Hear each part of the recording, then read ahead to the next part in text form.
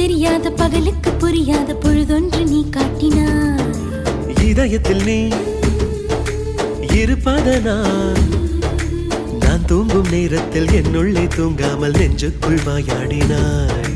கண்ணாடி நீ கடிகாரம் நான் உன்னுள்ளே ஓடோடி வாழ்வேன். காதல் எனும் கடுதாசி நீ என்றென்றும் அன்புடன் நான்